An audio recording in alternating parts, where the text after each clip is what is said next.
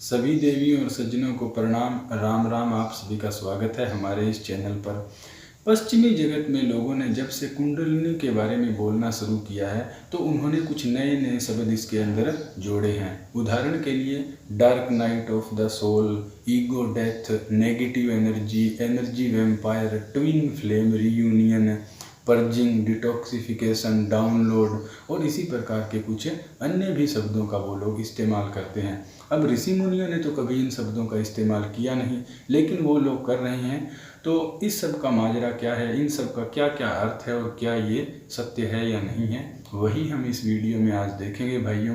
क्योंकि आप ये मत कह देना कि आपको कुछ बताया नहीं है। धीरे धीरे करते हुए मैं आपको जो भी इससे रिलेटेड है वो सभी बातें हम यहाँ पर करेंगे।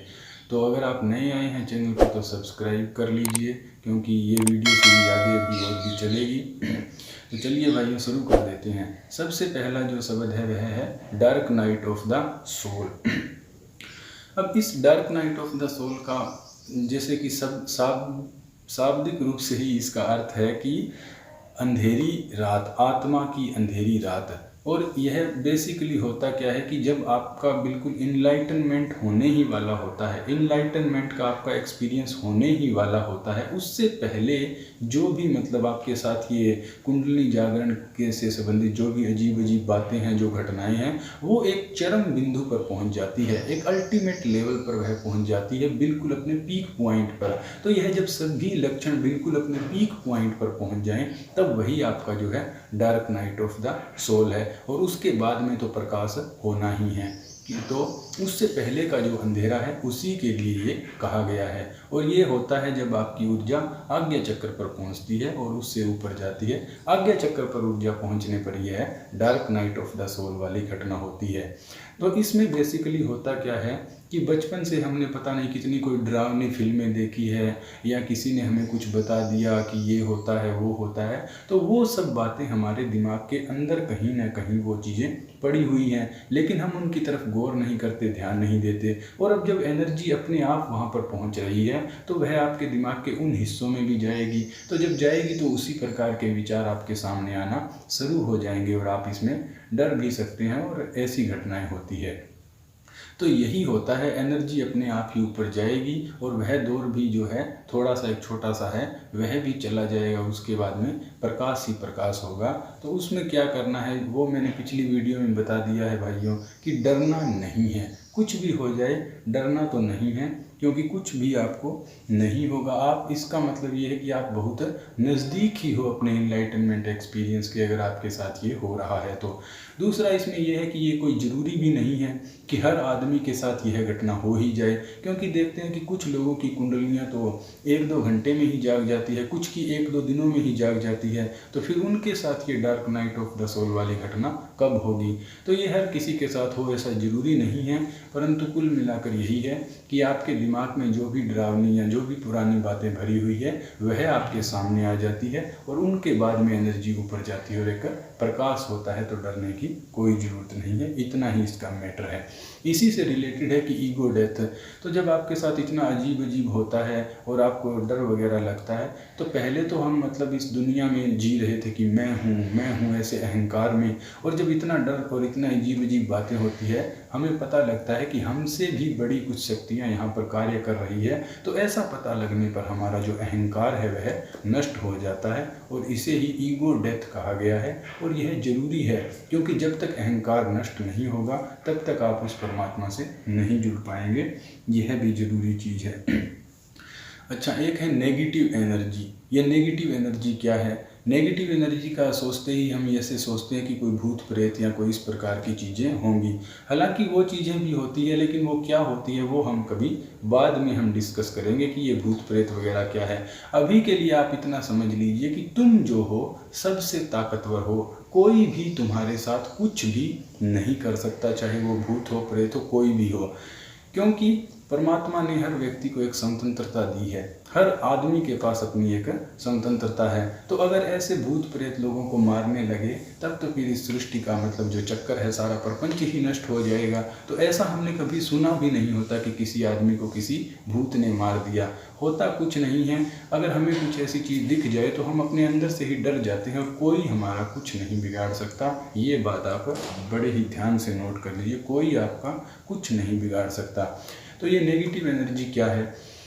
जिन विचारों को हम बुरा कहते हैं, हमारे दिमाग में जो बुरे बुरे विचार आ रहे हैं, तो वह दिमाग में बुरे विचार आना ही नेगेटिव एनर्जी है और दिमाग में अच्छे अच्छे विचार आना ही पॉजिटिव एनर्जी है। तो अगर आपको अपनी पॉजिटिव एनर्जी को ज़्यादा करना है तो क्या करना पड़ेगा? अच्छी अच्छी किताबें, धर्म ग्रंथ, गुरुओं आदि की अच्छी अच्छी बातें आप सुनोगे। मतलब आप अगर भगवत गीता सुन रहे हैं तो आप में उसी तरह के विचार आ रहे हैं, तो वो जो अच्छे विचार आ रहे हैं वही पॉजिटिव एनर्जी है। तो नेगेटिव एनर्जी को काउंटर करने के लिए पॉजिटिव एनर्जी आप इस प्रकार से जनरेट कर सकते हैं। और ये नेगेटिव एनर्जी में भी ऐसा कुछ भी नहीं है। एक है फिर इसी से मिलता जुलता एनर्जी वैम्पायर। तो ये एनर्जी वैम्पायर क्या है? ये भी भाइयों कोई वो फिल्मों वाले वैम्पायर नहीं है, ये हमारे चारों तरफ के आम लोग हैं, वही आपके जो है एनर्जी वैम्पायर हैं। इसमें है क्या कि देखिए, कोई भी आदमी हो, चाहे वह कितना ही बड़ा बुद्ध हो जाए, कितना ही बड़ा योगी हो या कोई छोटा बच्चा ही हो, सभी के पास उतना ही समय है, उतनी ही एनर्जी है, उतना ही ध्यान है, हर किसी के पास एक जितना ही है।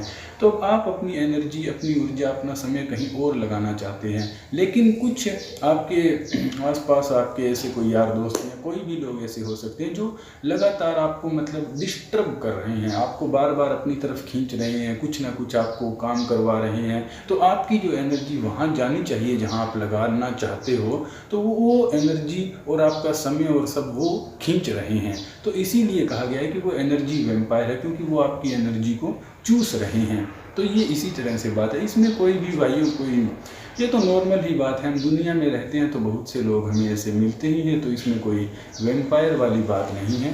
कुल मिलाकर सीधा हम स्पष्ट और साफ हिंदी भाषा में कहें तो जो चेप टाइप के लोग होते हैं कि ज़बरदस्ती आपकी ऊर्जा को ख़राब कर रहे हैं, उन्हें ही एनर्जी वैम्पायर कहा जाता है। ये कोई ख़ास बात नहीं है, ऐसा तो दुनिया में होता ही रहता है। अब इसमें भाइयों एक दो शब्द और हैं, पर्जिंग और डिटॉक्सिफिकेशन कहते हैं। पर्जिंग और डिटॉक्सिफिकेशन का सीधा हिंदी में अर्थ है शुद्धिकरण। और यह बात तो बिल्कुल सही है, क्योंकि कुंडलिनी शक्ति जब जागती है तब वह आपके शरीर को शुद्ध करती है, आपकी जो ऊर्जा की नाड़ियां हैं उन्हें यह शुद्ध करती है और आपके मस्तिष्क को, आपके विचारों को शुद्ध करती है। तो यह तो बात है ही, इसमें कुछ भी ऐसा नहीं है। इसके अलावा एक और भाइयों बड़ा ही है, twin flame reunion. Twin flame के लिए लोग कोर्स चला रहे हैं और अलग अलग तरीके के मेडिटेशन कर रहे हैं। तो ये ट्विन फ्लेम क्या है? देखिए, जहाँ तक मैं समझता हूँ, ट्विन फ्लेम क्या है, आपका ये जो मस्तिष्क है इसके दो पार्ट है। एक ये वाला पार्ट है जिसे मैकेनिकल ब्रेन कहा जाता है, यानी कि यांत्रिक दिमाग। इसके अंदर जोड़ घटा गुणा गणित की जो भी बातें, जो भी हमने किताबों से सुना है, पढ़ा है, जो भी है वो सब आपके इस दिमाग में है, जिसे यांत्रिक दिमाग कहा जाता है। और ये आपका जो पार्ट है, दायां हिस्सा, यह आपका चैतन्य का हिस्सा है, कॉन्शियसनेस का हिस्सा है। यहाँ कोई भी मेमोरी नहीं है, यह सिर्फ देखने वाला आपका पार्ट है जो सिर्फ देखता है। और देखने के बाद इस पार्ट में हमारी मेमोरी है, उससे हम पता लगाते हैं कि यह रमेश है, यह विनोद है, यहाँ यह और कोई है, क्योंकि वह जो मेमोरी है वो इस पार्ट में है और यह पार्ट चैतन्य है। तो सभी व्यक्तियों के यह दोनों ही मस्तिष्क वैसे तो कार्य करते हैं, लेकिन जब कुंडलिनी का जागरण होता है और वह आज्ञा चक्र तक पहुंचती है, आज्ञा चक्र पर पहुंचने पर ये आपके जो दिमाग के दोनों पार्ट है यह मिल जाते हैं। इन दोनों पार्टों को ही, इस पार्ट को शक्ति कहा गया है, क्योंकि इसके कुछ गुण शक्ति से मिलते हैं, जैसे कि यह चंचल है और इस प्रकार से। और यह जो पार्ट है इसे शिव कहा गया है, इसे आदमी का हिस्सा कहा गया है और इसे औरत का, यह मर्दाना और यह आपकी औरत वाला हिस्सा हो गया। तो यह आपके जो दो दिमाग के दो हिस्से हैं, यही वह दो ज्योतियां हैं। और जब एनर्जी आपके आगे चक्कर पर पहुंचती है तब यह दोनों मिल जाते हैं और इसे ही ट्विन फ्लेम रीयूनियन कहा गया है। अर्धनारीश्वर, हम कहते हैं ना भगवान अर्धनारीश्वर, आधे औरत हैं और आधे पुरुष हैं। तो व्यक्ति एक पूरा एक कंप्लीट पैकेज बन जाता है, अपने आप में ही वह औरत भी है और अपने आप में ही वह आदमी भी है। तो ये मैं समझता हूँ कि ट्विन फ्लेम का मामला है। लेकिन लोग वही बात, उनका स्वभाव तो बदलता नहीं है, चाहे वह आध्यात्मिक जगत में आ जाएं, फिर भी वह सोचते हैं कि कोई बाहर, जैसे कि मैं कोई लड़का हूँ और कोई लड़की कहीं पर बैठी है तो वह क्या है, मेरी ट्विन फ्लेम है, ऐसा लोगों को लगने लग जाता है, जो उनका मुझे तो लगता है भ्रम ही है। क्योंकि आप इसमें ये देखिए कि अगर ऐसा होता तो स्वामी विवेकानंद, भगवान शंकराचार्य, भगवान बुद्ध, इन सब की ट्विन फ्लेम कहाँ हैं? वो हमें तो कोई दिखाई नहीं देती।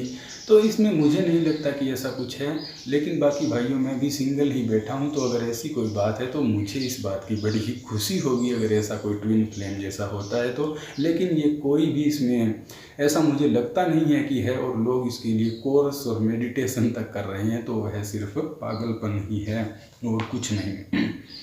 एक और शब्द है डाउनलोड, कि कई बार वो कुछ लोग हमें कहते हैं कि मैंने ये डाउनलोड किया, मैं आपको बता रहा हूँ। तो वो डाउनलोड कैसे करते हैं? डाउनलोड में भी कुछ नहीं है कि मैं किसी बात पर विचार कर रहा था पिछले 5-7 दिनों से, हफ्ते 10 दिन से मैं सोच रहा था कि सच बोलना चाहिए या झूठ बोलना चाहिए, और 5-7 दिनों में मार पीट कर वो बात मुझे समझ में आ गई कि ऐसा करना चाहिए। वही बात मैं आपको बता रहा हूँ कि झूठ मत बोलो, इसमें ये गलत है, सच बोलने से ये अच्छा होता है। तो वो जो मैं आपको बता रहा हूँ तो मैं कह दूँगा कि ये मैंने डाउनलोड किया है। तो डाउनलोड कुछ नहीं है, उनके कोई बात समझ में आ गई तो उन्होंने कहा कि हमने इसे डाउनलोड किया है। तो बहुत सारे अंतर जगत में इतनी इतनी बातें हैं, उन लोगों का अलग सिस्टम है, आपका अलग सिस्टम है, तो वो अपना अपना सीखते रहते हैं, उनसे आपको भी चिपका देते हैं डाउनलोड का नाम देकर। तो मुझे तो इसमें भी कोई ख़ास बात लगती नहीं है।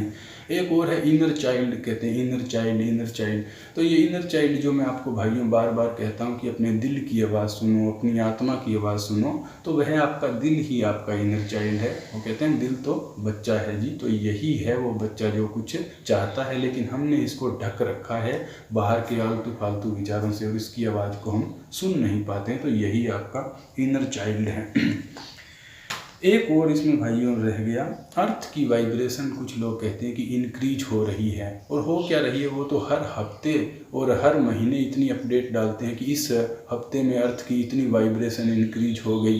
तो देखिए बात ये है कि हाँ, वाइब्रेशन तो इंक्रीज हो रही है, जब से पृथ्वी बनी है तब से वह इंक्रीज ही हो रही है। और मनुष्य भी हम देखते हैं कि पहले मनुष्य कैसा था, आदि मानव से लेकर आज कितना विकसित हो गया है, और आगे और भी है विकसित होता ही जाएगा। तो वाइब्रेशन तो बढ़ रही है। अब इंटरनेट का ज़माना है, ग्लोबलाइजेशन का ज़माना है, तो ज़्यादा से ज़्यादा लोग अध्यात्म की तरफ भी आ रहे हैं, यह बात भी सत्य है। लेकिन जितना बढ़ा चढ़ाकर वो बता रहे हैं ना, उतना कुछ नहीं है। हर आदमी, अर्थ की वाइब्रेशन भी बढ़ रही है, और हर आदमी की समझ हर रोज़, चाहे वह आध्यात्मिक है या नहीं है, हर रोज़ हमारी समझ तो निरंतर बढ़ती ही है।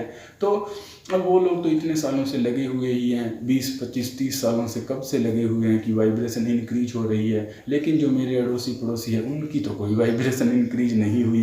तो ये ऐसे ही है, इसका कोई फ़र्क नहीं पड़ता, कोई 0.0001% कोई हम पर फ़र्क पड़ता है कि अर्थ की वाइब्रेशन इंक्रीज हो रही है।